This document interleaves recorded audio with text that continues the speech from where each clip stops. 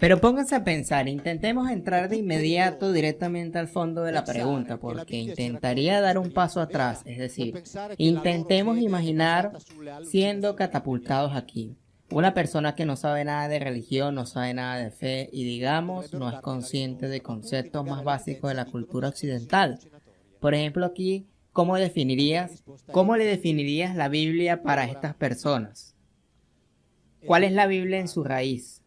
La Biblia es uno de los tantos libros que la humanidad ha escrito a lo largo de su historia, por lo tanto debe leerse como leemos todos los demás. Y en este caso la Biblia es una colección de libros porque no es un libro unitario, como quieren hacernos creer.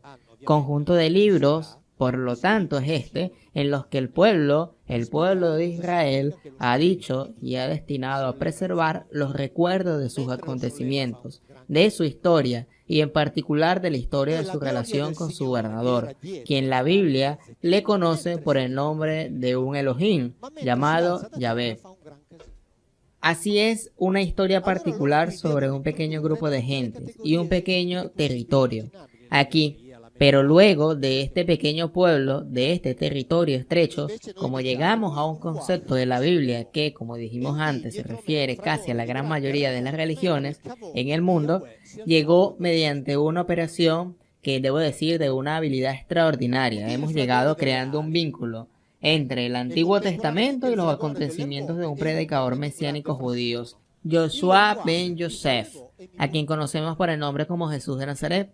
Su verdadero nombre debería de ser Yahshua, pero el otro, Jesús, no es un nombre como tal, o su real nombre, puesto que es un nombre latinizado, y no es ni siquiera la traducción de Josué.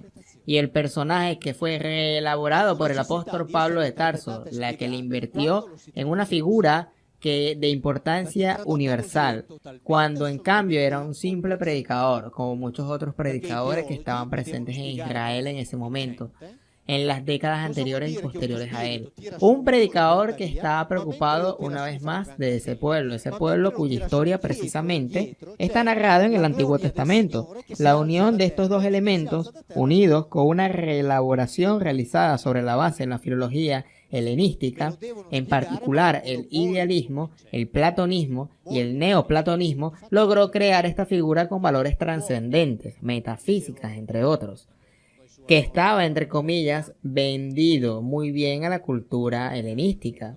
Eso es grecorromano. Ahí es donde ese personaje no se sabía de la existencia de Jesús.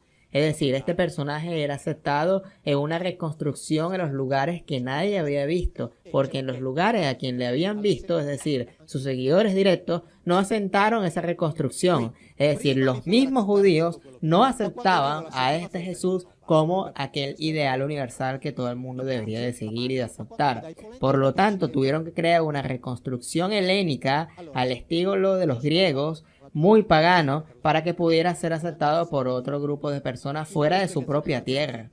Cierto aquí que entendemos que es un territorio, un campo minado de esto, especialmente en Italia.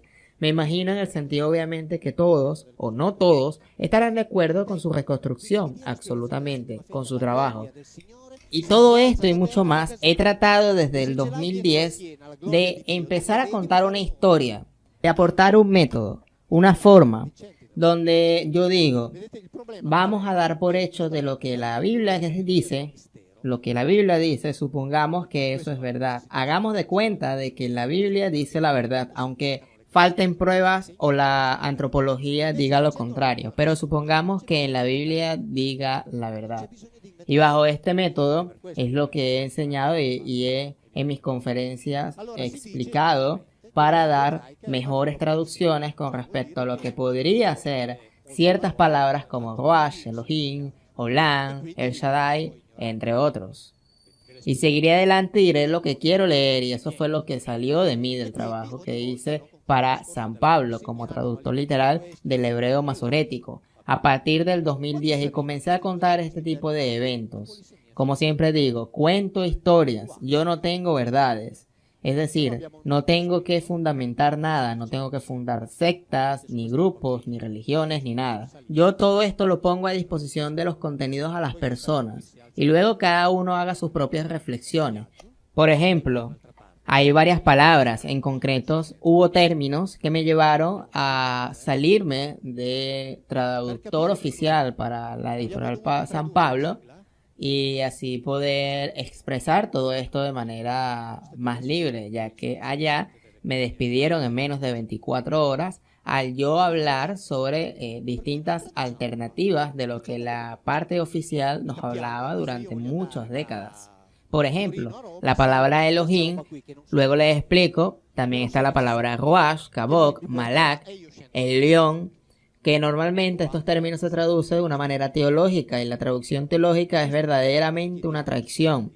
Aunque ciertamente toda traducción corre el riesgo en potencia de ser una traición, tanto es así que en mi canal, desde hace un tiempo, estoy haciendo una serie de videos en los que yo digo, para evitar posibles discusiones, hay que dejar las palabras como están, no optar ninguna traducción y usar el contexto del cual está descrito esa palabra para ver qué hace ese objeto o qué hace ese fenómeno de esa palabra que está escrito, porque recordemos que la palabra es polisémica en el hebreo. Por lo tanto, no traduzcamos ciertos términos como esto que acabo de decir. Es decir, leamos la Biblia dejando como está algunas palabras en hebreo, más que todas aquellas que hay una gran discusión o que se dan por hecho algo trascendental. Ni siquiera nos preguntemos qué quieren decir, puesto que nadie lo sabe realmente. Por eso es que se crearon millones de libros, decenas y miles de libros, tratando de explicar algo que no se tiene directamente a la mano. Es por eso que hay muchas religiones tratando de explicar desde sus distintas interpretaciones qué es lo que quiere decir el Génesis, el Apocalipsis, distintos libros, porque en realidad no hay una traducción directa de lo que realmente quiere decir el texto, a menos que estudies hebreo. Y aún así hay tantos significados que no se debe atener a un solo traducción, porque estaríamos corriendo el peligro de crear una defensa dogmática en vez de ser fieles a lo que describe realmente el texto desde su contexto y desde su procedencia histórica de la mentalidad de personas mucho antes de la existencia de este Jesús de Nazaret. Por lo tanto, en las Biblias que tenemos en casa, aquellos traducidos al español, al italiano, al inglés, se tiene que leer dichos términos dentro del contexto en el que se describe, para saber realmente una aproximación de lo que significa.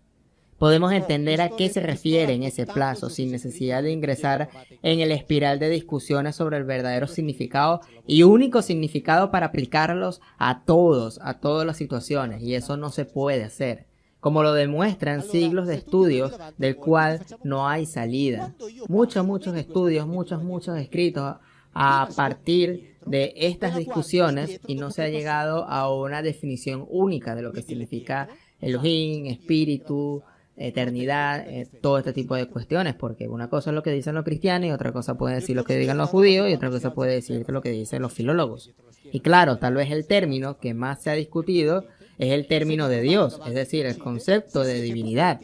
Aquí, pero en realidad el concepto que se le da a la palabra Dios, a esta divinidad, dentro, o por lo menos en el Antiguo Testamento, esa espiritualidad de omnipotente, omnisciente, eterno, etcétera, se tendría que revisar, porque en realidad antes no se tenía una mentalidad metafísica o una mentalidad espiritual. Mayor prueba está en el libro de Eclesiastés, donde a nosotros, a los seres humanos, ese escritor nos compara con el mismo destino de los animales, donde la vida solo se limita desde el nacimiento hasta nuestra muerte y donde no hay algo más allá de la muerte. Por lo tanto, todo el paradigma de lo que puede ser la vida en realidad se limitaba a las cosas físicas y no un mundo trascendental o espiritual que luego la teología trató de reinterpretar y meter el Antiguo Testamento al mismo cajón del Nuevo Testamento. Y hay mucho que revisar en el sentido de que la respuesta precisa a la pregunta, es decir, ¿hay divinidad espiritual, trascendente, omnipotente?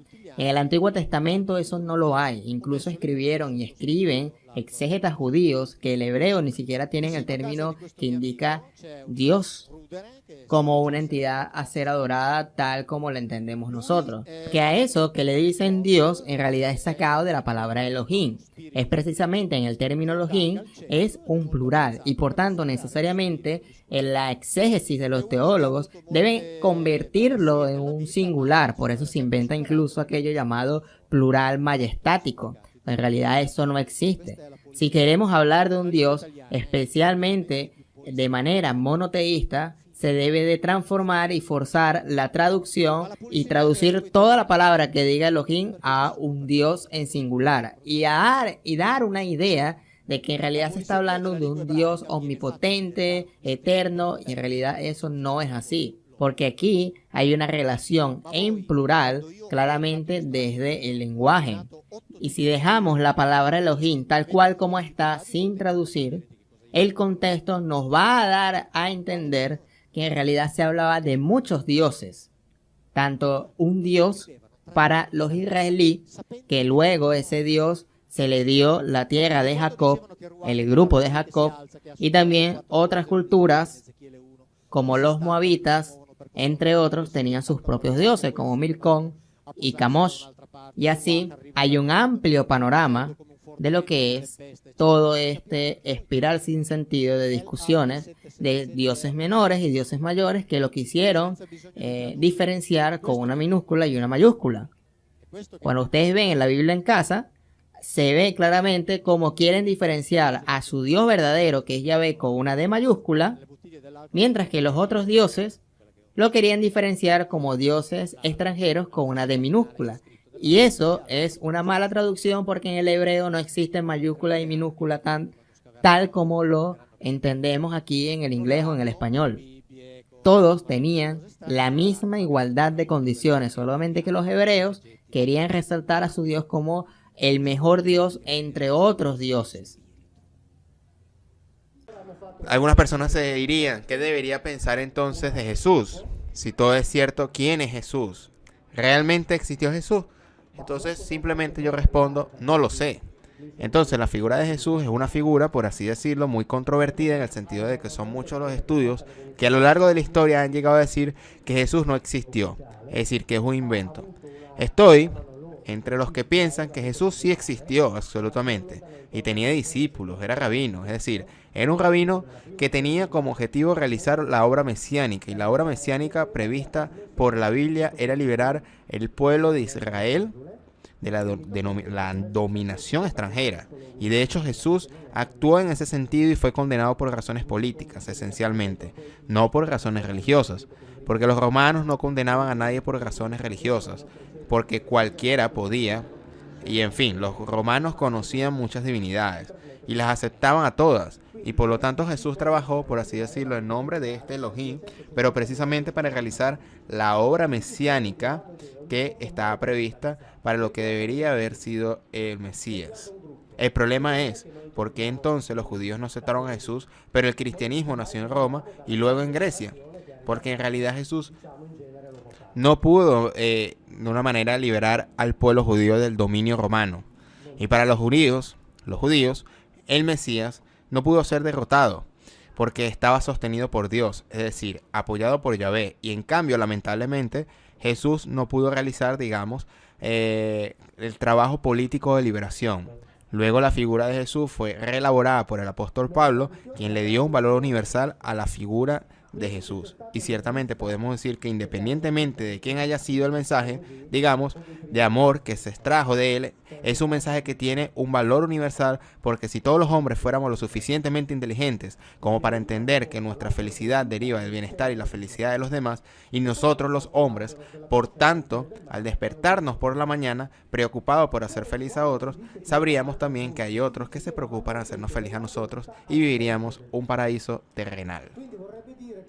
El problema es que los humanos no somos inteligentes.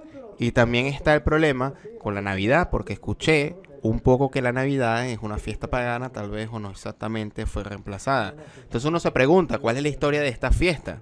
Y eso realmente no se sabe con exactitud cuándo nació Jesús.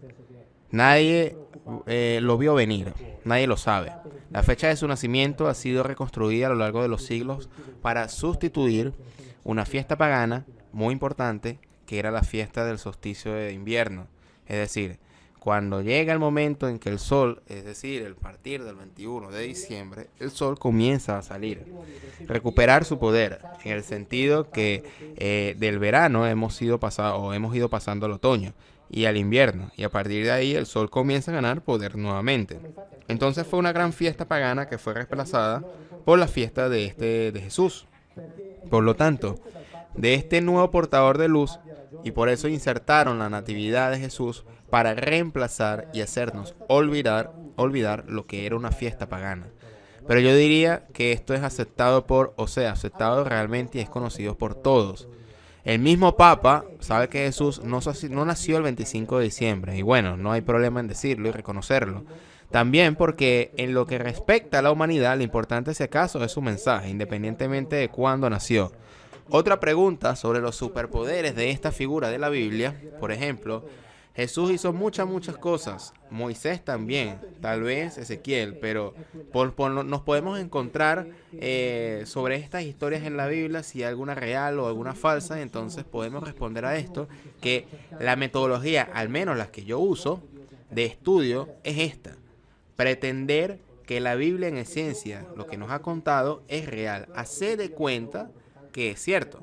Porque también hay quienes dicen que la Biblia es todo un cuento de hadas, y no, para nada. Estoy convencido de que la Biblia es esencialmente un libro de historia, y que en los relatos bíblicos, cuando hablamos de los Elohim, estamos hablando de individuos que tenían conocimiento, tecnologías y habilidades muy superiores a las de la raza humana. No solo eso, y aquí también cito exégetas judíos para que podamos estar tranquilos.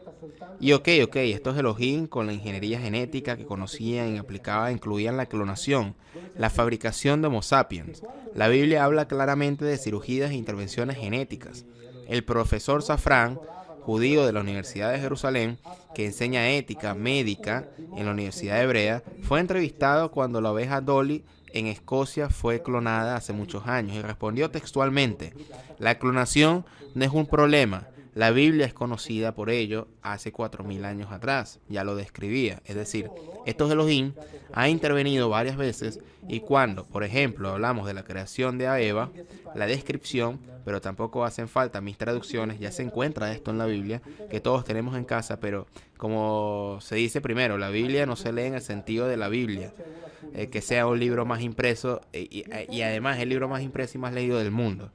Porque cuando se habla de la creación de Eva, hay una descripción clara de una intervención de ingeniería genética, una operación quirúrgica. Es decir, se dice que ellos, los Elohim, indujeron a Adán en un sueño profundo. Es decir, lo anestesiaron. Luego tomaron algo que normalmente se llama costilla, pero el término hebreo, selah, indica una parte lateral curvada del cuerpo. Por lo tanto, podría ser también, por ejemplo, la cresta ilíaca y también una costilla. Y lo que tomaron hicieron a Eva. De eso hicieron a Eva. Cuando lo presentaron a Eva, a Adán, está escrito que Adán dice: finalmente, por fin, esto es hueso de mis huesos y carne de mi carne. Los judíos traducen a la Biblia al inglés y en realidad dice finalmente. O sea, finalmente es la correcta, porque los mismos judíos en las notas de la Biblia escriben que antes de tener a Eva, Adán se unió y tuvo relaciones con todos los animales, y eso le fue permitido. Entonces los Elohim se dieron cuenta que no tenía eso que llaman ayuda, y entonces fabricaron a la hembra mediante clonación, y de ese momento le prohibieron unirse con los demás animales, porque tenía su propia hembra, y de ahí comienza la historia, digamos, particularmente del pueblo judío. También se menciona Ezequiel I. Este es un libro muy interesante porque, junto con otras historias encontradas en el Génesis, en el Éxodo, en el libro del profeta Zacarías, Ezequiel habla claramente de las máquinas voladoras que estos Elohim tenían a su disposición. Y Ezequiel también decía que eran máquinas que hacían ruido al levantarse de la tierra. Y Ezequiel también dice que viajaban en estas máquinas porque los Elohim lo llevaron a un lugar donde estaba el río Kebar, que era un brazo de los ríos de Mesopotamia. y lo llevaron a Jerusalén. Entonces no deberíamos sorprendernos porque esto no anula, por así decirlo, la historia de la Biblia, sino que valida la concreción de la historia bíblica.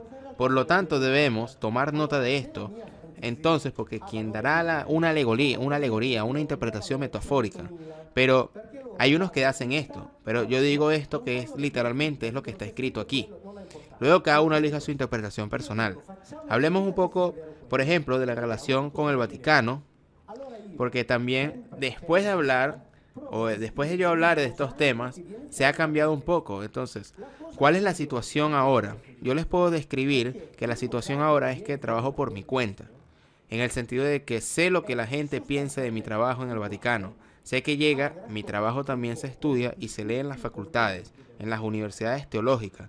También digamos que no tenemos una relación directa, pero en el 2016 celebramos una reunión pública ante 600 personas en la que estábamos yo y 4 teólogos, el famoso debate. Es decir, estaba un arzobispo de la iglesia ortodoxa, estaba el rabino, jefe de una comunidad, de la comunidad judía de Turín, y estaba un profesor, un sacerdote profesor en la facultad teológica, y allí estaba el biblista protestante italiano más importante. Tuvimos una reunión que duró 4 horas. Y de hecho hablamos de estos temas. Esta reunión también está filmada ahí en internet. En esencia coincidieron conmigo, es decir, en cierto momento me pregunté, pero ¿qué hago aquí, dado que están diciendo todo ello?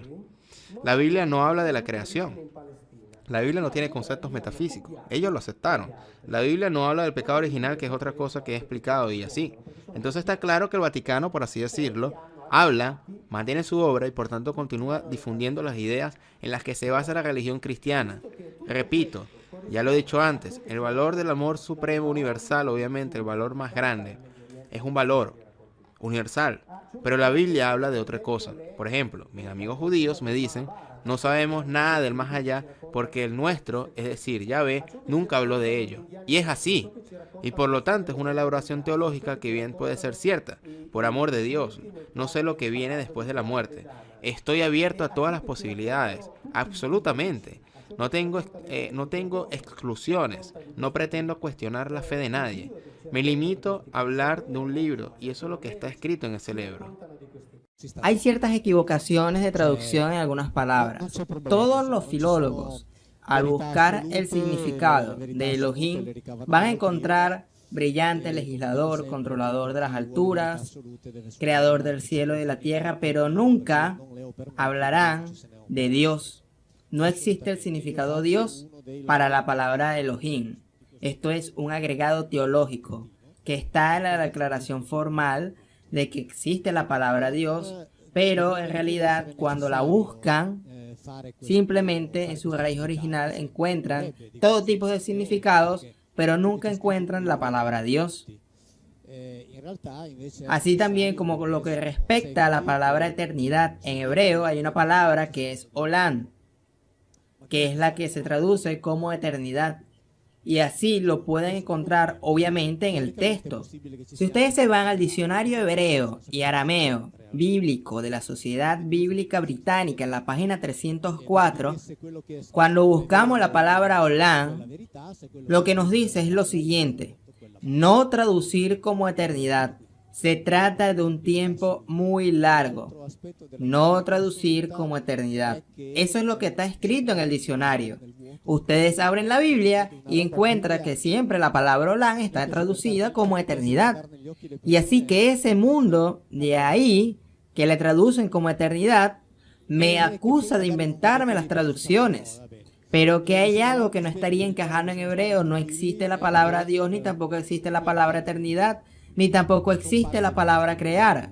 Menos que menos crear de la nada. El verbo para que se manifiesta como la palabra crear es barat y significa una intervención en una situación determinada para modificarla.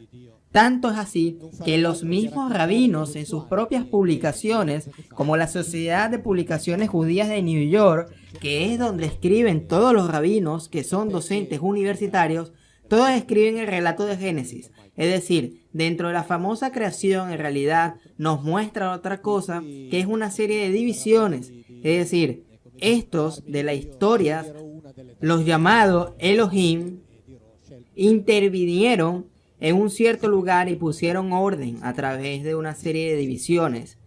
Tanto es así que los estudiosos entienden ya que en la Biblia no hay ningún Dios creador, porque la Biblia no habla de creación, menos que menos crear de la nada. Así que el hebreo no existe la palabra Dios, no existe la palabra eternidad, no existe el verbo crear para esa situación. Podríamos determinar de comparecencia aquí y ahora y simplemente irnos y comer una pizza y ya terminar esta conferencia. Porque a partir de acá hay una recopilación de fantasías teológicas pura y dura. Y es por esto que son necesarias millones y millones de páginas, millones y millones de religiones, millones y millones de formas de explicar de que la Biblia habla de un modelo de Dios del cual no existe en la misma Torá. Es por esto que hay millones y millones de invenciones religiosas y cada día inventan aún más porque de alguna manera no hay una unificación de lo que dice, de lo que habla, de las traducciones. Puesto que si solamente le hicieran caso a lo que está escrito en la Biblia, simplemente no hubiera necesidad de escribir tantas páginas y de crear tantas religiones. Pero por algo existen las religiones, porque tratan de dar una explicación como que si no existiese la Biblia para ello. Por lo tanto, es como cuando se señala la luna. Alguien señala la luna y algunos miran correctamente hacia la luna, otros se quedan mirando al dedo. Así que no discutamos sobre el dedo o la mano quien la apuntó, miremos a la luna, y la luna es que no es la verdad, que Dios no ha creado a Adán y Eva o no ha creado el mundo.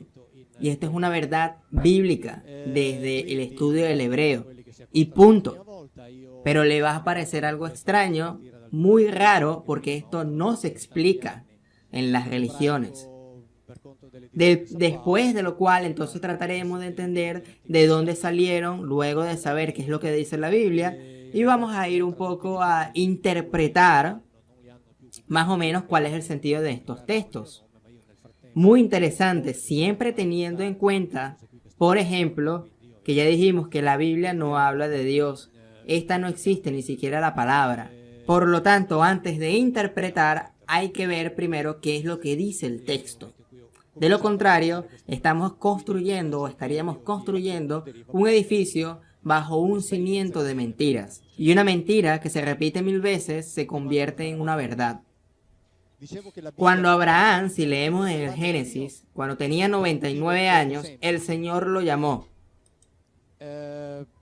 y le dijo: yo soy Dios, el omnipotente, camina delante de mí. En las Biblias está escrito como omnipotente, pero en realidad dice yo soy el Shaddai. Como digo, si hay otras traducciones de la primera parte del versículo donde dice yo soy el omnipotente, simplemente van a ver que todas las Biblias están escritas de esa forma. Pero en la Biblia de Jerusalén, la revisión del 2013, en la página 53, en la nota explicativa, cuando habla o se habla del Dios omnipotente, en una nota explicativa dice que la traducción omnipotente es inexacta. El significado es incierto. Se ha propuesto Dios de la montaña y para una mejor interpretación también se ha propuesto Dios de la estepa. Ahora bien, ellos saben que no pueden decir estas cosas, no pueden decir que es el Dios de la montaña y Dios de la estepa, sino que colocan el Dios omnipotente. Pero obviamente si no existen las notas explicativas, no vamos a saber realmente qué significa la palabra El Shaddai. Y nos vamos a quedar con la idea de que Dios es un Dios omnipotente, el Dios de que dice la Biblia. Por lo tanto, hay que saber que el contexto judío estaba en el hecho de que ellos lucharon o estaban luchando de que su Dios Yahvé era mucho más fuerte que el resto de los dioses de otras tribus. Por lo tanto, poco a poco se fue cambiando la interpretación y el significado para dar la impresión de que Dios era un Dios omnipotente, todopoderoso, cuando en el original decía que simplemente era un Dios de la montaña, como muchos otros dioses en la normalidad de la época. Pero traducirlo como omnipotente es erróneo. Y a esta hora se están imprimiendo Biblias y seguro lo están imprimiendo con la traducción omnipotente. Y la cosa es que está claro que si yo escribo, yo soy el Dios de la estepa, yo soy el Dios del desierto, yo soy el Dios de la montaña, ya a los fieles como que no les gusta tanto y por lo tanto estarían dejando la creencia en un Dios todopoderoso, sino que se sentiría que están creyendo en un Dios cualquiera, que era realmente lo que era Yahvé para ese entonces, alrededor de otros dioses. Por lo tanto, al continuar traduciendo como omnipotente la palabra El Shaddai, que significa Dios de la estepa, esa traducción ya no es equivocada, ya no es errónea, sino que es deliberadamente falsa. Está falsificada deliberadamente y tendenciosamente a cumplimiento de una teología. Quiere hacer creer que la Biblia habla de un Dios omnipotente, pero eso no es así. Claro, y todas las veces que aparece El Shaddai, que son como unas 3 o 4 veces, al leerlo como Dios de la estepa ya no es lo mismo. Pero después dicen que yo soy el que me invento las traducciones.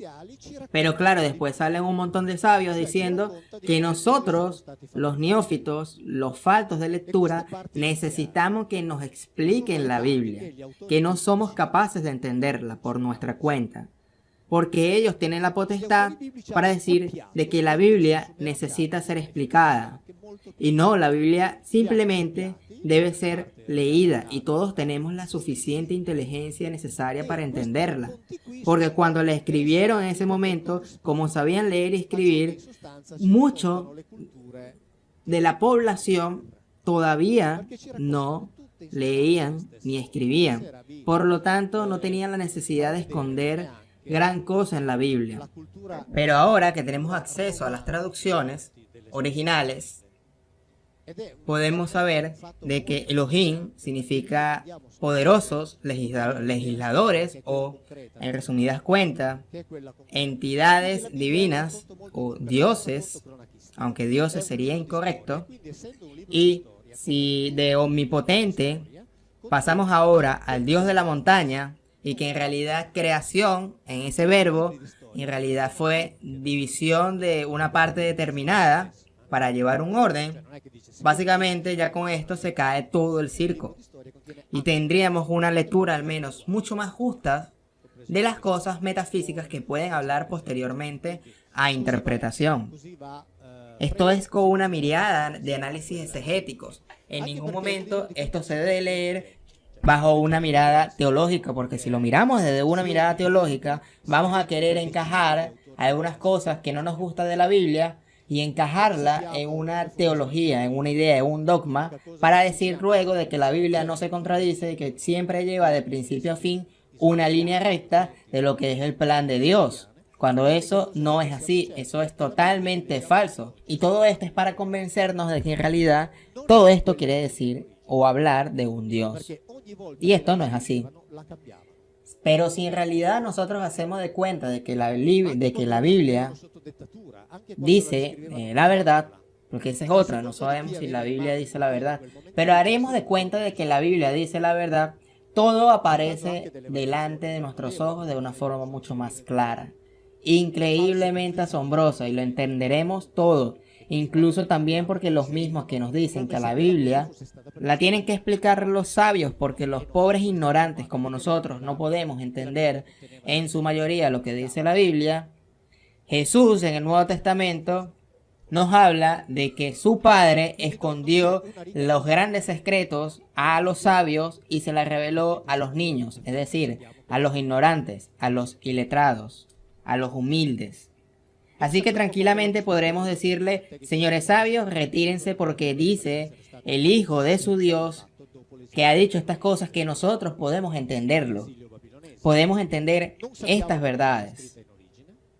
Nosotros los ignorantes y no ustedes podemos comprender tanto el Evangelio como el Antiguo Testamento, pero leerlas con la Biblia al lado. Así que todas estas cosas de acá, si las leemos, las entendemos, porque están claras, están muy claras, excepto, claro, obviamente, cuando uno se encuentra de frente con una Biblia, cuya primera traducción es Dios omnipotente, y no tienen las sucesivas notas explicativas de las traducciones del hebreo y del por qué se colocó esa palabra y no otra, obviamente uno se queda con un Dios omnipotente y se hace una figura errónea de lo que es el plan de Dios.